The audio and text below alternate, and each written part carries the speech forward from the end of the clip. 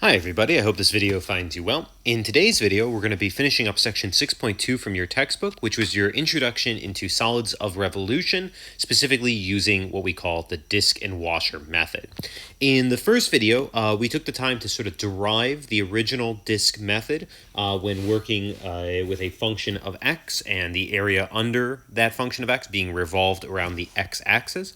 In this video, we're going to extend our concepts a little bit to talking about what to do when you're revolving an area between two curves as opposed to between the curve and the axis. And we'll see that by extending this and doing this little discussion here, not only will we be able to handle revolving regions that are between two curves, but we'll also be able to start working with some non-standard axes. So what we're going to do in this video is start off by taking a look at a couple more results that are sort of natural follow-ups from what we did in the previous video. We'll look at some visualizations of these results, and then we'll jump into working through some examples. Now, just for the sake of sort of efficiency and for time, when we get into the examples, you guys will see that pretty much all of the examples we're going to be doing in this video are going to be set up but do not evaluate, meaning that we're going to be interested in just getting the integral that represents the volume of the solid that we're interested in, but we're not going to actually go through and evaluate them. That's just because in terms of this section, it's probably more beneficial for you guys to see more examples of setting up these integrals rather than getting bogged down and doing too many of the actual evaluations. So let's go ahead and get started with some of these extensions here. So let's go ahead and suppose that we have the area or region under one function f of x and above another function g of x from x equals a to x equals b. So we can start to build our visualization as we sort of read through this information. So if we'll just put this stuff here, there we go, our axes. So we've got this one function, f of x, maybe it looks something like that, and it's always above another function, g of x, so we're sort of assuming that g of x is always below f of x on this interval. So maybe g of x looks something like that. So we'll call that f of x, we'll call that g of x. We're working from x equals a to x equals b, so we're sort of working there and there. And we're talking about that we have the area or the region between these two curves. So the sort of shaded area that we're considering here is this stuff in here. And then we're imagining that we're going to revolve that around the x-axis. So we're revolving it this way, just like we did before. So it comes out sort of towards you, comes eye level with you, then comes back around into the page or into the screen. So there will be sort of a mirror image there, which will sort of look something, oops, there we go, maybe something sort of like that. And then this piece here be over there. So there will be sort of the mirror image that it forms. Okay. And of course that stuff would be shaded in as well. And we want to try to determine the volume of that resulting solid. So again, this solid here would sort of look something like that. Now, this is interesting here because if you guys sort of imagine visually what this would actually look like, this would have a volume. So, I mean, this stuff here is an area, so it comes around and forms a solid there. But the actual inside here, because of this bottom curve, would be hollow. So what this would sort of be is it would sort of look like a band or like a bracelet or something like that. You could sort of stick something through this, right? You could put like an arm through it or a hand or something like that. But there still is volume, right? There's actual volume on that sort of band or that bracelet from these components over to here. So how can we actually determine the volume of this? Well, as you can sort of expect, what you can do is you can take the difference in the volumes from revolving this piece all the way to here, so taking the sort of full shape, and then removing the volume from this piece, sort of removing that internal piece. And that's what this equation is actually saying. It's saying that the volume of that solid can be determined by the integral from a to b, pi f of x squared minus pi g of x squared, where f of x is that sort of outer curve and g of x is that inner curve. So this is basically a natural extension of the formula that we derived in the previous video, now saying that if we have the area between two curves, then we simply need to subtract those volume formulas to get the volume that results from revolving the area between two curves. I do want to we're not going to rederive this result. In the previous video, we actually worked through the Riemann sum explanation of where the volume formula came from. But I do want to mention one thing about this, right? One thing that you should be able to see is that, once again, we sort of have this equation in here. Integrating some sort of area is giving us that volume. What you're sort of imagining here, the sort of pieces, is if we choose an arbitrary x value, because we're working dx, and you sort of imagine working your way to your region. You hit the region at the start and then again at the end, and that revolves around to here. And so the shape you're sort of building is something like that. And if you cut that actually out, what shape you're actually drawing there is you're drawing what we would normally, I mean, I guess a lot of people would probably just call it a donut, right? But it's what we, in this case, reference as a washer, right? And this washer, if you think about the area of something like this, it is that pi outer radius squared minus pi inner radius squared. And that's exactly where this equation is coming from, because that outer radius measuring from here to there is measuring to that outer function, which is the f of x function, and that inner radius is measuring from here to here, which is that g of x function. So that's why we're getting this equation here. Now, I'm not going to go through and do a full derivation of that with the rectangles, the delta x, and all that stuff, but if you did, these would be those sort of pieces you would be using, and that's where this formula is really coming from. So this is why we often reference this method that we're talking about as the disk and washer method. Originally, when there were no gaps, it was a disk, but now when there are actually two curves here, it really is a washer or a donut-like shape. Once again, without really any sort of work, we can take this sort of stuff here and say that it also applies in the y direction. So let's go and take a quick look at that. So let's suppose we have an area or region to the left of one function of y, but to the right of another function of y. So this is the area between two functions of y from y equals c to y equals d. And we're going to revolve this now around the y-axis. So then we can apply this formula, the integral from c to d, pi f of y squared minus pi g of y squared dy, in this situation to determine the volume. A visualization of this would be if we have our axes here, maybe we have our f of y function, maybe it looks something like that, and maybe our g of y function looks something like that.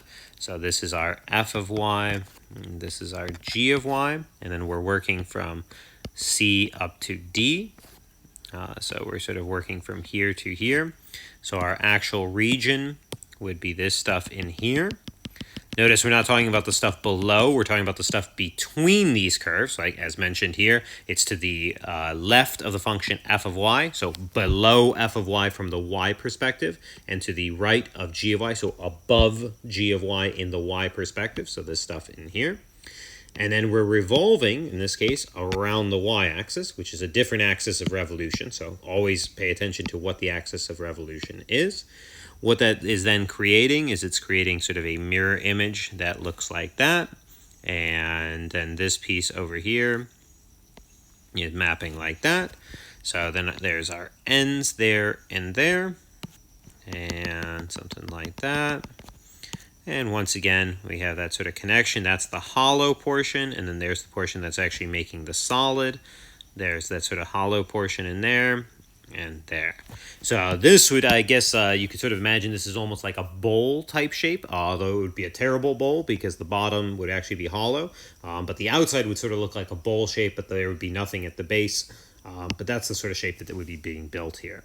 Once again, if you sort of imagine what those pieces would be if we did do the full derivation, since we're working dy here, we'd be choosing like an arbitrary y value like that, working our way out to our region. That would be reflected over to there. That's that sort of inner circle. And then out to here and there. And that's our sort of outer circle. And once again, if we were cutting that out, the pieces would be those sort of donut shaped or those washer shapes, and it would be the same concept where the overall sort of area of that would be that pi outer radius squared minus pi inner radius squared. This time though, of course, the outer radius would be going from here out to that f of y. That's why we have that f of y there, and that inner radius would, of course, be measuring from here to here, right? That's the shorter distance, so that would be that g of y function. That's why we have g of y squared there. So this basically gives you guys a natural extension in both the x and y cases to what to do when you have the area between two curves as opposed to just the area under the curve to the axis. Before we get into some examples, I really do want to sort of stress that even though we're giving two different formulas here, really, as you guys can see, because of the approximating slice that we're sort of using here, which is always this sort of donut or washer shape, we're really always just using one formula. This area being pi times the outer radius squared minus pi times the inner radius squared, and then we're integrating that area to create a volume. So before we get to our examples, I'd like to just summarize how we can sort of think about both of these results as all being under the auspices of one overall formula. So this is sort of a summary of the method of discs and washers. So we can say, in general, the method of discs and washers, even the method of discs, which is what we were really doing in the first video, can be thought about as a washer where the inner radius is 0, right? If you go back to these pictures and you just want to draw a single circle, you can sort of think about that inner circle as just having radius 0, in other words, not even being there. So really, everything can be thought about as a washer, or if you want to get metaphorical, everything can be thought about as a donut. That's a good way to live, I suppose. And so in this method of discs and washers, right, we can think in general, the sort of formula is that the volume is the integral of pi times the outer radius squared minus pi times the inner radius squared. And that's always the sort of formula we're using. You'll notice that in this formula in quotation marks because it's pretty informal, it doesn't have a variable of integration. So we can use the following to determine the variable of integration. If you're using this disc and washer approach, you perform the integral dx when the axis of revolution is the x-axis. Or as it turns out, if it's any axis parallel to the x-axis. So if you have any horizontal axis that you're revolving around, you will use this formula with respect to x. If you're doing discs and washers, you'll perform the integration up here dy if the axis of revolution is the y-axis or any parallel axis, meaning any vertical axis of revolution. So this is really strongly how I recommend thinking about this method rather than thinking about it as two separate formulas. You're really thinking about it as one single formula where you then choose the correct variable of integration based on the axis of revolution. So let's put all this together and look at a couple examples. And keep in mind, again, as we get into these examples, for all of them, we're just going to be interested in setting up the integral. We're not going to take the time to actually evaluate or perform the integration. All right, so for our first one, we want to write down, but do not evaluate, an integral for the volume of the solid created by revolving the region between y equals root x, y equals 1/3 x around the x-axis. So again, a lot of information here. This stuff tells us about the region, and this tells us about the axis of revolution. So we got to start by getting ourselves a quick sketch of this. So we can begin maybe by sketching square root of x. So we know that's going to be like 1, 2, 3, 4. 1, 2, so it looks like we go 0, 0, 1, 1, then like 4, 2, so absolute value looks something like that. And then, of course, 1/3 x, that's just going to be a linear piece, so that goes like 0, 0, so there's a point of intersection there. Then like 3, 1, and then it sort of slowly increases that way. Now, of course, there's got to be some sort of point of intersection later on because we'd have to have like a closed region. At some point, these have to intersect. So let's go ahead and find that point of intersection, and then we'll sort of redraw. So point of intersection. Let's go ahead and just set these equal to each other. Square root of x equals 1/3 x. Square both sides. X equals 1/9 x squared. I guess we can say 9x equals x squared. X squared minus 9x equals 0, and it looks like we get x times x minus 9 equals 0. So it looks like our point of intersections are at x equals 0, which would be the point 0, 0, because if we plug in 0 to either of these, we get 0. And then also x equals 9, which would give us the point 9, 3. So we can sort of redraw this with the perspective of that we know our real points of interest are 0, 0, and 9, 3. So we'll do a quick sort of re-sketch here. Give ourselves some more room because we got to go out to 9, 3. So 1, 2, 3, 4, 5, 6, 7, 8, 9, Did I actually count that right? 1, 2, 3, 4, 5, 6, 7, 8, 9. Yep. Okay. Notice that this is a standard thing, right? You sort of get a rough sketch, then figure out you maybe need some more information, and then redraw. That's totally fine to do. So then we'll have 1, 2, and 3 there. So we have our square root function, which is going to go out like that. And we know it sort of slowly moves like that. And then our linear piece is going to sort of go like that. And there we go. Okay, so we can zoom in a little bit to see that a little bit more clearly. This guy, of course, is y equals 1/3 x, and this is that y equals root x. And the region that we're interested in here is this stuff in here between these two curves. All right, now that's the area. Now we got to think about what happens when we revolve this thing.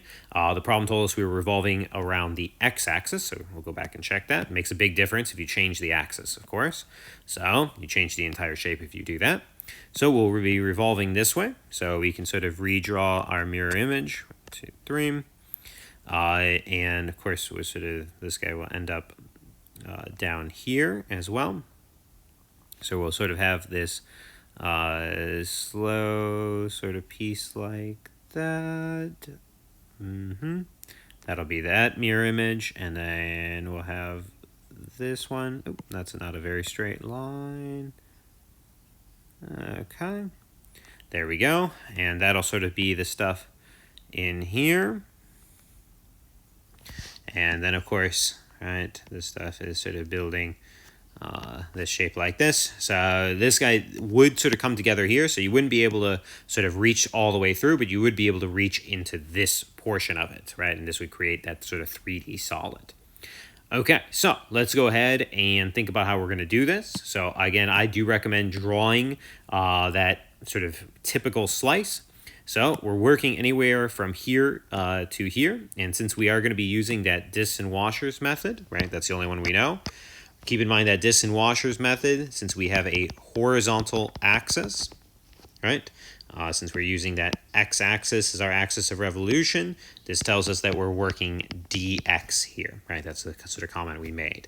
So if we choose an arbitrary x value, well, then what does this sort of piece look like? Well, you make your way up to here. This is where you would enter into your region. That's going to sort of form that inner radius. And then if you continue on, well, that's going to go ahead and form your outer radius. So you can see that those are the washers, right? They would be these things that would sort of look like this. You'd stack all those sort of together, right, as they would sort of widen like that. And then putting all that together would give us our volume overall. So let's go ahead and then think about what this is going to look like. So we know that the volume is going to be the integral, okay? These selections can start here and work all the way down to here, which would be 9. So we know that the integral is going to be from 0 to 9. Pi, what is our sort of outer radius? Well, we're measuring from here up to the outer curve, which is that y equals root x. So we have root x squared, and of course we'd want to treat it as root x because we're working dx, so we need to do everything in terms of x. And then minus pi times the inner radius, which is where we're measuring up to this linear piece, which is 1/3 x. So we'd have 1/3 x squared dx. So there is our outer radius, there's our inner radius. Pi times the square of both of those, take the difference, integrate it over that 0 to 9. So there we go. There's our first chance of actually using the what would technically be a washer method, because all of these pieces are going to have those inner radii. Notice that, like at this moment down here, both of those things are squished together, but overall, in general, they are all washers throughout here. Okay, so there's our first example, right? We sort of came up with our first sketch, figured out we needed some more information, got those points of intersection, popped all that stuff on there, made a nicer graph, recognized that since we're doing discs and washers, well, we have to do discs and washers because that's the only method we've learned so far, but since we were doing discs and washers with a horizontal axis, well, we knew that we had to work dx, so we treated everything in terms of x. We also had our interval in terms of x, and we were able to actually determine our volume. Apologize for the cat meowing in the background. Trying to, I guess, maybe participate in the lecture here. All right, let's go ahead and take a look at our next example. So If we look at our next example here, we want to try to write down, but again, not evaluate, an integral for the volume of the solid created by revolving the region under y equals cosine x and above the x-axis from x equals 0 to x equals pi over 3. So everything seems pretty normal in here. But notice that we're going to be going around a non-standard axis. This is going to be our first example of going around a non-standard axis. In this case, we're going to go around y equals -2. So let's go ahead and start to sketch this thing. So we got our axes there. Okay. Okay. So first thing we need to do is probably draw on that y equals cosine x, but notice we know where to sort of put our attention from 0 to pi over 3. So I guess we'll say that that maybe is pi over 3 there. And since we're working with cosine, maybe we can say that there's 1 and there's 1/2. Yeah, since we know cosine only has a range of -1 to 1, so we can't go too far. So what does cosine x look like from x equals 0 to x equals pi over 3? Well, we know it starts at 1, and then by pi over 3, cosine of pi over 3, we know is 1/2. So we're right there. So we sort of have something that looks like that. Cosine is sort of going to be going down like that, and then of course starts to actually sort of turn around and has its sort of bottom at pi. But there we go. We have that sort of piece. There we go. There's the edges of our region, right? Because we're also saying above the x-axis. Sorry, my apologies there. Don't want that. All right.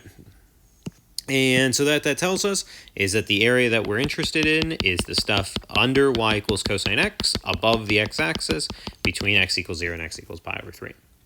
Then what are we doing? We're revolving around the axis y equals -2. So where is y equals -2? Well, I guess that would be at 1, and then all the way sort of down here would be that -2. So we're revolving around this axis down here. Okay, so this is our first example of a non-standard non-standard axis of revolution. So we're taking this piece and we're revolving it all the way up past this thing, so it's going to end up somewhere over here. So if we wanted to, we could sort of extend our diagram, I suppose, a little bit and actually draw on what that's going to look like. So there we go. That's going to be sort of the base here. This point is going to come all the way from here. It's going to go 1, 2, 3. So 1, 2, 3. Yep, right there. The bottom of the interval is going to be right there. And then this is going to come to right there and right there. And there's the sort of mirror image if we're being really careful. There's that part, that part. There we go. So that's going to all come into here. And notice that this is going to be like a really, really sort of wide, so it has a big gap in between, right? There's stuff in here. And then, of course, this is what's actually determining the solid there. So this guy would make like something that would have a really wide center in there. And again, make sort of a band or bracelet type diagram. Okay, so how are we going to actually do this now that we have a non-standard axis? Well, again, this is why I really stress the idea about looking at those formulas in terms of radii. Because if you change your axis, you're going to be changing those radii because you're going to be measuring from this y equals -2. So let's draw our sort of representative piece. So let's keep in mind we're going to do our discs and washers method. We have a horizontal axis again. So even though it's not the standard axis, y equals -2 is the same type of axis. It's a horizontal axis as the x-axis. So that means we want to work dx here. So let's go ahead and take a look. We'll take like a random sort of value in our range there. And notice that if we sort of imagine from our axis as we go there, that is going to give us our inner. Okay, so notice that I'm choosing from my axis and then working my way up to my region. The first time I hit my region is giving me that sort of inner radius. And then if I continue on, I would exit the region there, and it would go to there. And that would give me my outer radius in that case.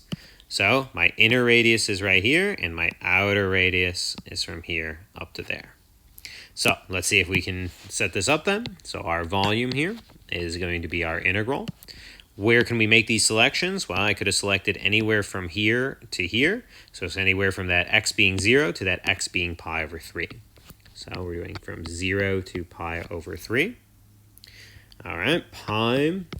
Now we need to figure out our outer radius. Our outer radius is measuring from here all the way up to our function. We know that this function is cosine of x. But keep in mind, cosine of x measures from here to here. We need to go all the way down to here. So we can do that as a subtraction. We can do it as cosine of x minus negative 2 and squared. Now, what is cosine x minus negative 2? That's really cosine x plus 2, which makes sense. If you know where you are in cosine, well, that measures to there. Then you add 2 more, and that gets you to your axis. The reason I'm writing it as a subtraction is because how do we measure distances between things? We always measure them as differences. So if you measure it as a difference, you can actually see the axis, y equals negative 2, right in there. Cosine x minus negative 2, because the axis was negative 2. Then we need to subtract what happens for the inner radius. Where are we measuring for the inner radius? Well, the inner radius is always determined by the x-axis, which is y equals 0. So we're measuring 0 to negative 2. So it would be pi and then 0 minus negative 2, close those parentheses, squared. So there's our outer radius, there's our inner radius, and then we want to make sure we get our dx on there. Okay, so there is the integral that we would need to set up to determine the volume of that region. We're going from 0 to pi over 3 because we're working from here to here. The outer radius is being determined by measuring from our axis all the way up. That means we always have those 2 units, and then we have that cosine x. So that's cosine x plus 2 or cosine x minus negative 2, if you want to think about it as a measurement. And then here, our inner radius is always measuring from negative 2 up to 0. So it's always just that constant 2, and that's what 0 minus negative 2 actually looks like. Again, the only reason I'm putting those negatives in there is because when we measure distances, we think about them as differences. And if you do that, you can actually see the axis, negative 2, in the actual equation, which I think is sort of a benefit. All right, so before we get to a new example, what we're actually going to do is we're going to repeat this by changing the axis of revolution and seeing what happens. So we're going to keep the same region, but we're going to change the axis of revolution. So let's take a quick look at that. So we're going to basically do the same problem. We're going to write down but do not evaluate an integral for the volume solid created by revolving the region under y equals cosine x above the x-axis from x equals 0, x equals pi over 3. But now we're going to go around y equals 3, and I want to sort of cross-compare here. So we'll sketch this guy a little bit faster here. So there's my cosine curve, I guess. So I draw it maybe like that. Yep. Okay, and there's pi over 3. And there's the sort of end of it. And there's our region. Okay, and that's y equals cosine x. This time, our axis of revolution is y equals 3. So that means it's sort of sitting somewhere up here. Okay, y equals 3. And we're revolving around this. So this time, this is going to sort of flip to maybe about, I'm just sort of roughly doing it. And then like here, and this part's going to be about there. So we're going to have something that looks sort of like that. There we go. Again, just trying to get a rough sort of sketch there. And so again, there's the sort of hollow inner part.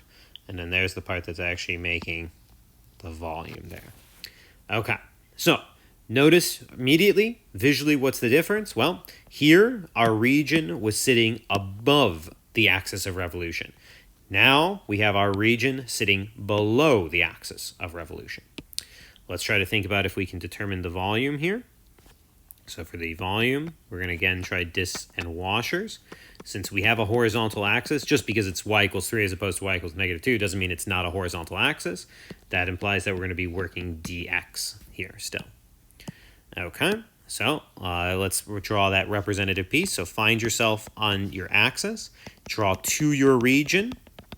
First time you run into your region, that's going to reflect over here. Notice that's going to be the shorter distance. So there's our inner radius. Then continue on. There's where you would exit the region. That would flip over to there. And that would give us our outer radius. Okay, so we're going to have an inner radius and outer radius, just like in the previous one. So let's think about what that volume is going to look like. Integral, well, where can these be selected? Well, we could have done this anywhere from 0 to pi over 3 again. So this is going to be the integral from 0 to pi over 3. Pi, well, what is our outer radius? Outer radius is the longer distance, so it's from here to here. So it's measuring from y equals 3 to y equals 0. If we think about that as a subtraction, we would say 3 minus 0 squared. So we're measuring from 3 to 0. 3 is the larger thing, so 3 minus 0 squared. You want to make sure that the things in here are obviously positive values because you're measuring a distance. Then minus pi. Now we want to do the inner radius. Inner radius is from 3 to cosine of x. 3 is larger than cosine of x, so we would write that difference as 3 minus cosine x squared. And since we're working dx, there we go. So there's our expression here. Notice that in the radius components, you see the axis y equals 3 in there. That's again the advantage of writing these things as subtractions. So what changed between these two examples? Well, a couple things. First of all, notice that in this example, what was determining the outer radius was cosine, because it was cosine down to -2. That was the further distance, so the cosine x showed up in the outer radius. Also notice that in both components of the radius here, it was always something minus the axis, because the axis was viewed as being lower, right? Our region was above the axis, so the axis always came second. Here, though, if you look at this, right, it's always 3 minus something, the axis minus something, because the axis is sitting above the region. So the axis is larger than the region, so you're subtracting the axis first and then whatever the function is. Also notice that now the cosine x shows up on the inner radius because the cosine x is actually closer to y equals 3 than the bottom part of the region. So changing the axis of revolution, even though it's still a horizontal axis, can have a lot of impact on which is being sort of written first and also the order of what's going to be an inner radius and what's going to be an outer radius. All right, we've got one last example that'll sort of motivate us to move into section 6.3. All right, so we're going to try one more of these. We're going to try to write down, but again, not evaluate, an integral for the volume of the solid created by revolving the region under y equals x cubed plus 1 and above the x-axis from x equals 0 to x equals 1. Okay, all this stuff actually seems pretty tame in comparison, but here's the thing that's going to make it a little different, around the y-axis.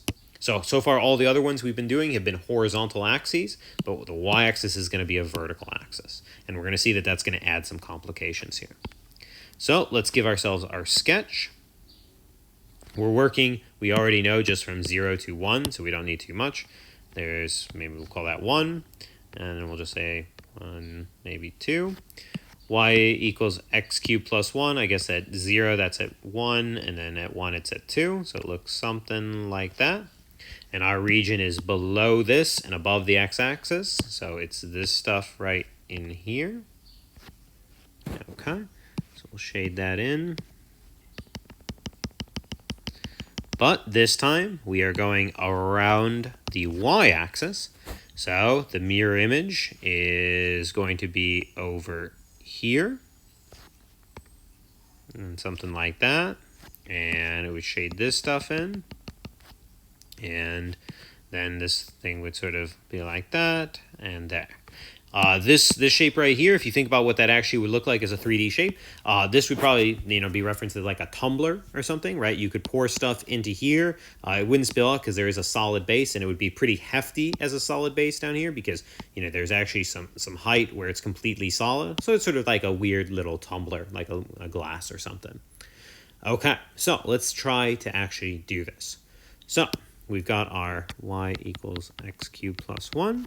So we want to try to use our dis and washer method, but we have a vertical axis. So we said that when you're working dis and washers and you have a vertical axis, you have to work dy. Well, Well, that's going to prove to be a problem because a lot of the information in here is all in terms of x. But because it's a vertical axis, that means you have to work dy when using discs and washers. So let's think a little bit about what that's going to look like. Probably not a bad idea just to immediately realize that we're going to have to do a little bit of conversions in here. We can sort of recognize that it might be useful to think about this as x equals the cube root of y minus 1. That's going to be thinking about the function in terms of y, which is going to be necessary if we have to work dy. But let's also think about what those representative sort of pieces are going to look like. So if we're working dy, right, think about choosing something on your axis of revolution and then working your way over. There we go. That would reflect over here. And notice we only hit once, so down here we've got disks. That sounds nice and easy. But the problem is, if you picked higher up, right, in this section, well then you'd be going across until you hit here, and you'd be getting a inner radius, and then as you went further, you'd be hitting out here, and you'd be getting an outer radius. So in other words, we've got disks down here, and we've got washers up here. And the moment it changes is right at here. So we're going to have to sort of split. We're going to need to split into two pieces at that y equals 1. At this moment right here, everything below there is just going to be nice, easy disks, but above that, you're going to be getting washers. So we're going to have to actually use two separate integrals to do this. So let's go ahead and take a look at what that would look like. So the integral initially from down here up to here, that would be y values from 0 to 1. We only have an outer radius that's measuring from here out to 1, so it's just a constant radius. It would be pi 1. If you really want to, you could say, I suppose, 1 minus 0 squared dy. This right here would handle the volume caused by taking this stuff here, revolving that around here. It actually is just giving you that cylinder that makes the bottom of the glass. Then we would need to add that to the integral. Now we're working from here up to here. So 1 to 2 pi. What's our outer radius? Well, it would be measuring from here out to 1 still. So still 1 minus 0 squared. Again, I'm only putting that minus 0 because we know that the axis is the y-axis, which is just x equals 0. So you can just see that 0 still, just like in the previous ones. And then minus pi. What's our inner radius? Well, it's measuring from here to our curve. Our curve was this, but we got to think about it in terms of y, so we need to use this guy right here. So it would be pi cube root y minus 1 minus 0, because again, we're measuring from the axis x equals 0 out, the axis x equals 0 out to our curve there. So that minus 0, and then of course squared dy. So there we go. This guy, because of the fact that we were going around a vertical axis, required us not only to find the inverse, but also it required us to split into two pieces, because visually, as you guys sort of see, if you're thinking about this region in terms of y, there's a portion of this region from 0 to 1, and then there's a different sort of thing going on when you're going from 1 to 2. So I said that this guy would sort of be a motivation for why we need to move into section 6.3. Well, the reason we would want to move into 6.3 is if you think about this, I mean, we got sort of lucky that this was easy to rewrite in terms of y. It wasn't hard to find the inverse. But what if it was really challenging to find the inverse? Then we might be sort of stuck. So what we're going to do in section 6.3 is we're going to develop an alternate method for finding volumes where, in this case, when going around a vertical axis, you would be allowed to use dx.